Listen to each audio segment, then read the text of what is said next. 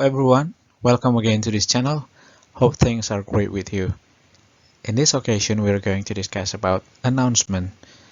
Selamat bergabung dalam channel ini kembali. Semoga semua dalam keadaan sehat.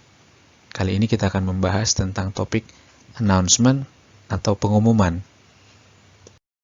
Tujuan pembelajaran kita kali ini adalah diharapkan dapat menjelaskan fungsi sosial, struktur teks, dan unsur kebahasaan dalam teks pemberitahuan atau announcements tentang kegiatan sekolah secara benar sesuai konteks penggunaannya. Lalu nantinya dapat menerangkan informasi tentang kegiatan sekolah dengan memperhatikan fungsi sosial, struktur teks, dan unsur kebahasaan dalam teks pemberitahuan atau announcement, baik lisan maupun tulis secara benar sesuai konteks penggunaannya. Dan tentunya diharapkan kemudian akan dapat membuat pengumuman tentang kegiatan sekolah dengan menggunakan fungsi sosial, struktur teks, dan unsur kebahasaan teks tersebut sesuai dengan konteks penggunaannya. The definition of announcement text. Announcement is something that is written, printed, or spoken verbally so that other people know that there is something happening, there is something has happened, or there is something will happen. Jadi, pemahaman kita tentang pengertian announcement atau pengumuman adalah sesuatu yang ditulis, dicetak, ataupun diucapkan secara verbal, sehingga orang lain mengetahui bahwa ada sesuatu yang sedang terjadi, atau ada sesuatu yang telah terjadi, atau ada sesuatu yang akan terjadi.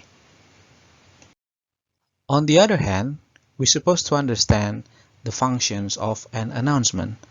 The functions of an announcement can be for giving an information to be done by public. Jadi fungsi dari pengumuman atau announcement ini memberikan sebuah informasi untuk dilakukan oleh orang yang mendengarkan pengumuman tersebut. Or for giving an information to public just for let them know about something that needs to be announced. Atau sekedar ingin memberitahukan saja kepada publik informasi yang patut untuk diketahui oleh mereka.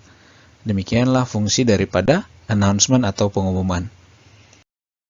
We need to understand the general structure of an announcement and the function of an announcement so that we can recognize the announcement text.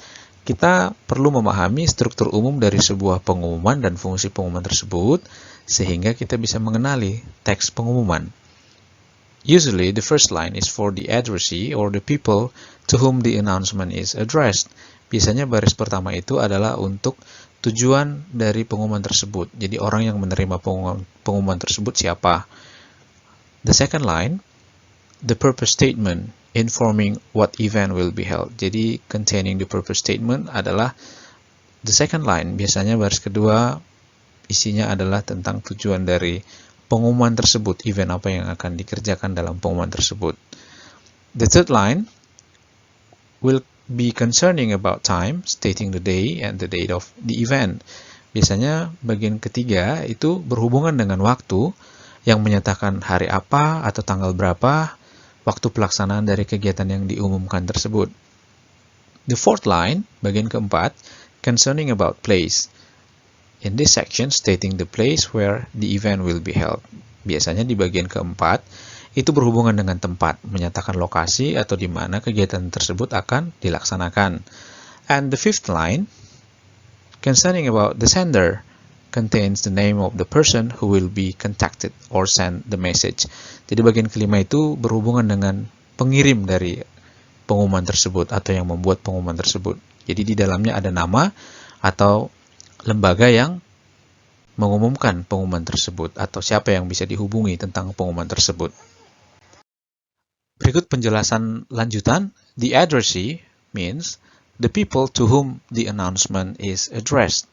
Addressee artinya orang-orang kepada siapa pengumuman tersebut ditujukan. Bagian berikutnya, the purpose atau tujuan. Maksudnya adalah the text that contains what event will be held. So the purpose means that the text contains what event will be held.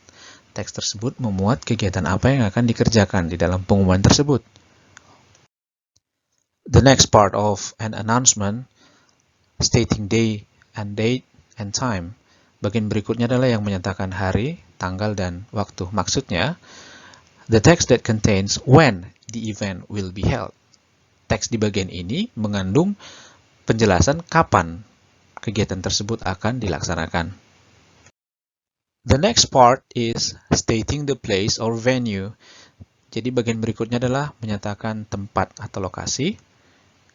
Where the event will be held. Di mana kegiatan tersebut akan diadakan. Di bagian inilah dinyatakan tempat atau lokasinya. The last part is about informing sender. Bagian terakhir biasanya menginformasikan tentang pengirim atau pembuat pengumuman. Contains name of the person who sent the information or will be contacted. Biasanya di dalamnya berisi tentang nama dari orang yang mengirim pengumuman atau orang yang dapat dihubungi tentang pengumuman tersebut. Types of announcements for many reasons. Beberapa tipe pengumuman untuk berbagai alasan. Public service announcement, pengumuman tentang layanan masyarakat. School or university graduation, pengumuman tentang sekolah atau kelulusan dari universitas.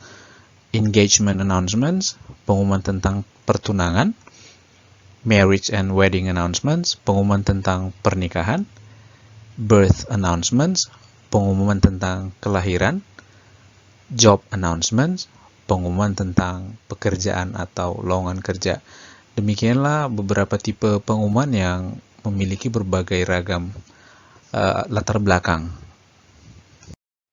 In accordance with the aim or the goal of this study, sesuai dengan tujuan dari pembelajaran ini, we need to know the types of announcements for school purpose. Kita perlu mengetahui tipe-tipe pengumuman yang kegunaannya dilakukan di sekolah.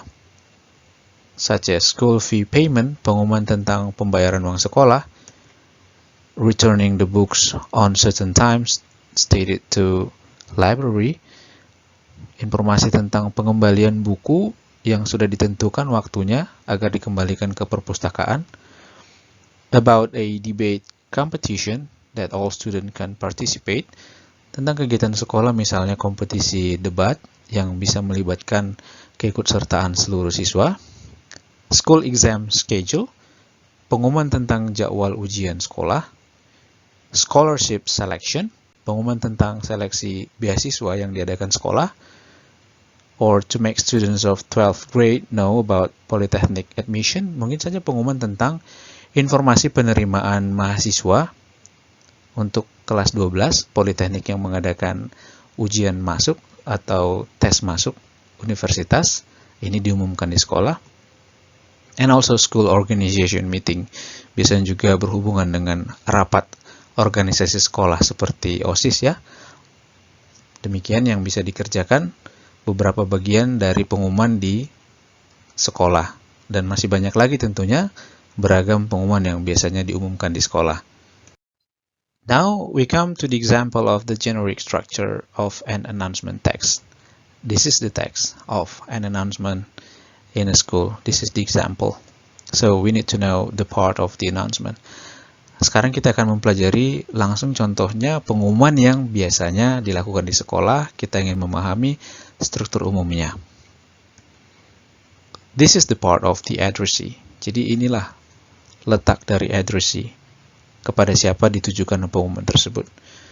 The next part, the purpose. Ini adalah bagian yang menyatakan tujuan dari pengumuman tersebut. Dalam hal ini adalah kegiatan untuk merayakan ulang tahun sekolah yang ke-7 dengan mengadakan kompetisi, bernyanyi, memasak, ataupun menghias ruangan.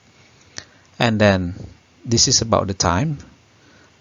Dinyatakan di sini tentang waktu pelaksanaannya, yaitu harinya, jamnya, Monday, 17 May of 2020, 9 a.m. until 17 p.m. And then, the next part is about place or location, venue, place. School hall adalah tempat di mana kegiatan ini akan dilaksanakan. Jadi venue itu sama dengan tempat, place, location ya. And another part is about the closing statement. Biasanya juga tentunya ada bagian penutup dari sebuah pengumuman. Apakah itu himbauan, penekanan agar pengumuman tersebut bisa dikerjakan dengan maksimal. And the last part is about the sender. Disinilah bagian terakhir bahwa pengirim atau pembuat pengumuman ini adalah Ketua OSIS. This is the generic structure of an announcement text. Berikut adalah tips on how to write an announcement. Tips atau saran bagaimana menulis pengumuman yang baik. First, be direct and concise in your announcement. Langsung dan ringkas di dalam memberikan pengumuman. Second, write a short, friendly announcement that's to the point when you are sharing positive news. Tulislah dengan singkat dan bersahabat ketika mengumumkan hal-hal yang merupakan berita positif. Recognize what others have achieved in your announcement. Coba cari tahu apakah orang paham tentang pengumuman yang dilakukan. The fourth, present your information in a plain and complete way. Tampilkan informasi pengumuman tersebut dalam bentuk yang sederhana tetapi lengkap. The fifth, if the news you are announcing is bad, write it in a direct statement.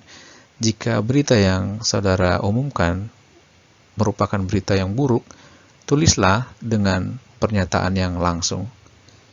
So, this is the end of the study. I hope you can practice more so that you can understand better about this announcement topic. See you again on the next topic. Bye bye.